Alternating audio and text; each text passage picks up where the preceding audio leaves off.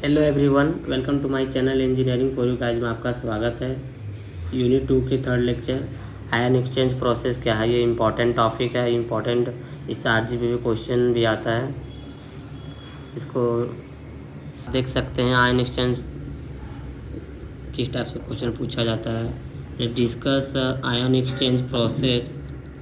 Discuss ion exchange process of obtaining of water with the help of the chemical reaction and diagram. इस type से question आता है। उसके बाद how exchange resin are regulated और the discuss the determination water differ from the distilled water.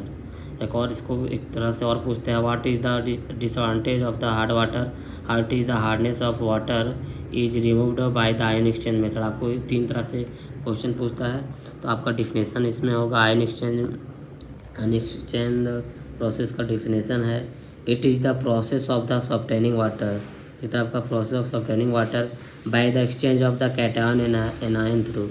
एक process है water को सॉफ्ट करने के लिए, प्रोसेस है जो कैटायन एंड आयन का यूज है through the functional group present in the region. Through the function group present in the region. This process is called ion exchange process or the demineralization.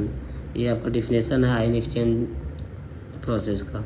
ये ion exchange process का diagram है।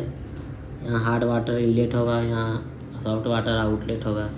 If आप figure draw कर लीजिएगा देख के।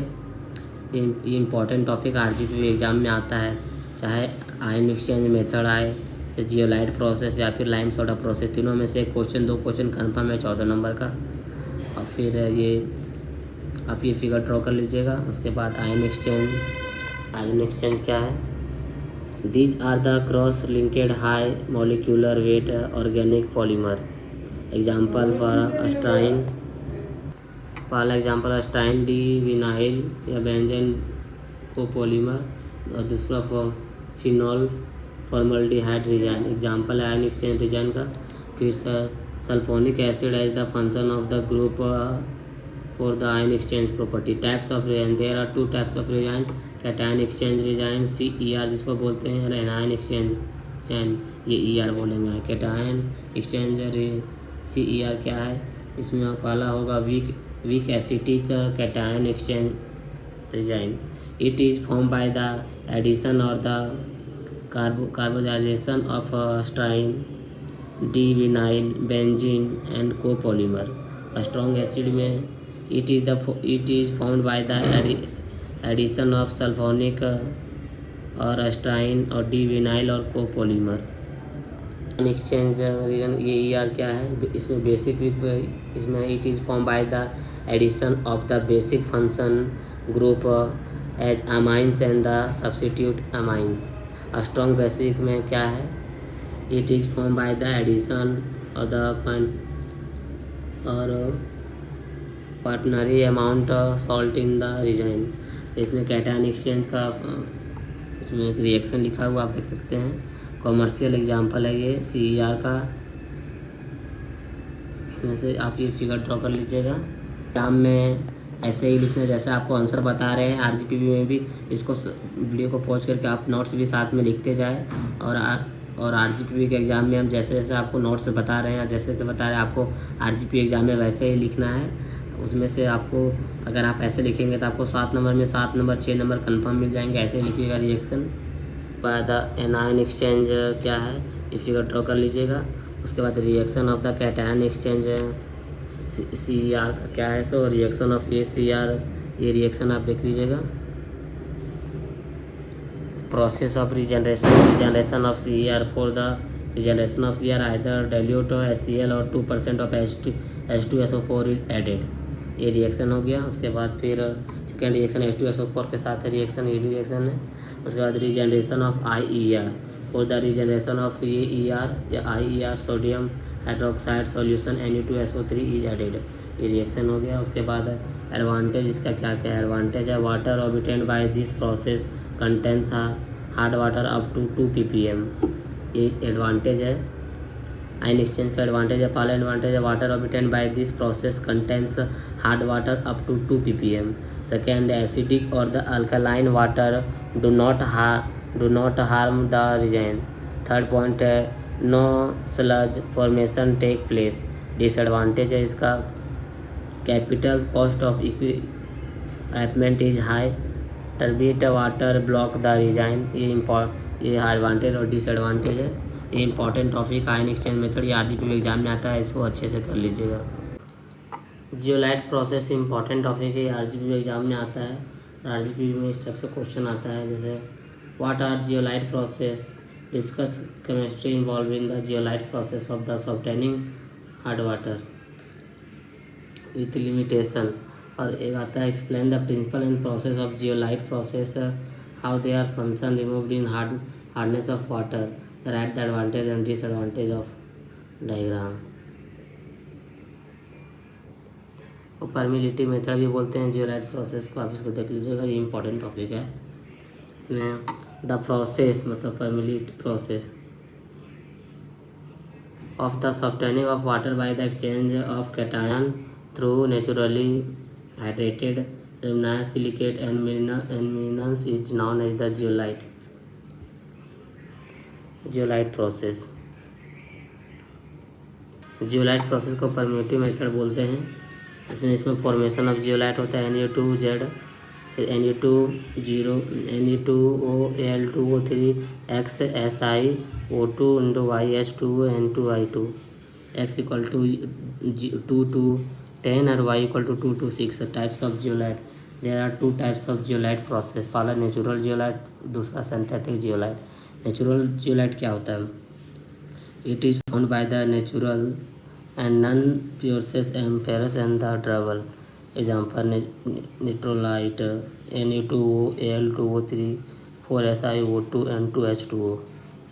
Synthetic zeolite क्या है? It is made by the artificially it is process and gate like structure, thus it has the more contents exchanging capacity. It is prepared by the mixing of silicon, SiO2, aluminum amide Al2O3 and sodium carbonate Na2CO3 in the correct proportion. It is the better than the natural zeolite.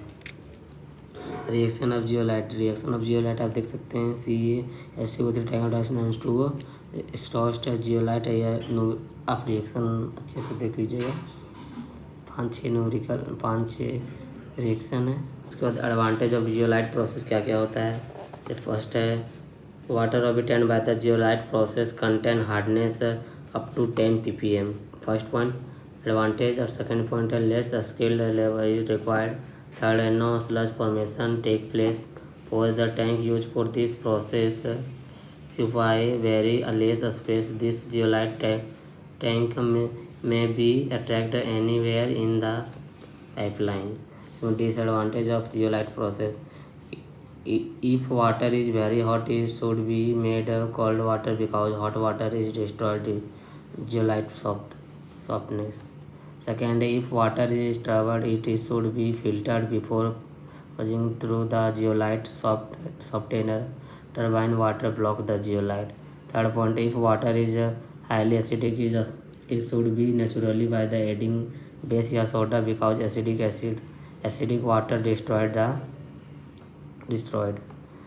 Fourth point है disadvantage का, if water contain higher concentration of iron and magnesium, if form iron zeolite and magnesium zeolite which can be regenerated. ये advantage और disadvantage है zeolite process, ये important है, इसको पढ़ लीजिएगा अच्छे से, आरजीपी एग्जाम में आता है। As compare the ion exchange process water obtained by the zeolite process 25% more destroyed salt। ये आरजीपी एग्जाम में आता नहीं, बट आप इसको देख लीजिए। फर्स्ट है the hardness of 500 litre of the sample. The hardness of the 500 liter of sample of water was removed by the passing it through the zeolites, obtaining the zeolite system of the required 100 ml liters of brine solution containing 80 gram per liter of NaCl for regeneration. Find the hardness of water. इसमें solution है 1 liter of brine solution equal to 80 gram per liter of NaCl. 100 liter of brine solution equal to 80 into 100 into 8,000 gram per liter converted to CaCO3 equivalent. CaCO3 equivalent 100 into 100/2 into 55.5 होता है C S equivalent into 8000। इसको cut करेंगे, calculation करेंगे कैलसी से, तो कैलसी करने के बाद कैलकुलेशन करने के बाद 1367.52 मिलीग्राम पर लीटर बचेगा। आप इसको सॉल्यूशन कर लीजिएगा। ये न्यूमेरिकल एक बार आप देख लीजिएगा। ये न्यूमेरिकल भी सेम है। The hardness of 1000 litre of the 1000 litre of the sample of water bye removing by passing it through the zeolite softener. The zeolite softener required 200 liters of brine solution and containing 150 gram per liter of NaLCl for regeneration. Find the hardness of water. 1 liter of brine solution equal to 150 gram of NaCl. 200 liter of brine solution equal to 50 into 200 equal to 3000 gram per liter. So converted to CaCO3 equivalent. So CaCO3 formula होता है 100/2 into 55.5 into 30,000। इसको into करेंगे, divide करेंगे, फिर calculation करने के बाद आपको 2564.10 मिलीग्राम पर लीटर या ppm आंसर आएगा, या फिर कैलकुलेट कर लीजिएगा। तो अच्छा है। तो यूनिट 1 और 2 केमिस्ट्री में टॉपिक थोड़ा RGP का सिलेबस में यूनिट 1 2 सिलेबस टॉपिक कम है, इसीलिए 3 लेक्चर में ख़त्म हो जा रहा है। पर यूनिट 3 का भी आपको मेरे चैनल पे मिल जाएगा, जाकर देख सकते हैं यूनिट 3। वीडियो अच्छा लगा तो लाइक शेयर एंड सब्सक्राइब करें। और इम्पॉर्टेंट क्वेश्चन आप मेरे चैनल में जाकर देख सकते हैं। CS ब्रांच या कोई भी ब्रांच से होगा, AIDS या IML, सारे सब्जेक्ट के इंपॉर्टेंट क्वेश्चन RGP के यूनिट बाय यूनिट मिल जाएंगे, विद सॉल्यूशन के साथ नोट्स प्रोवाइड भी आपको मिल जाएंगे। तो आप मुझे कमेंट कर सकते हैं, आपको नोट्स प्रोवाइड कर देंगे। वीडियो अच्छा लगा तो लाइक शेयर एंड सब्सक्राइब करें। Thank you.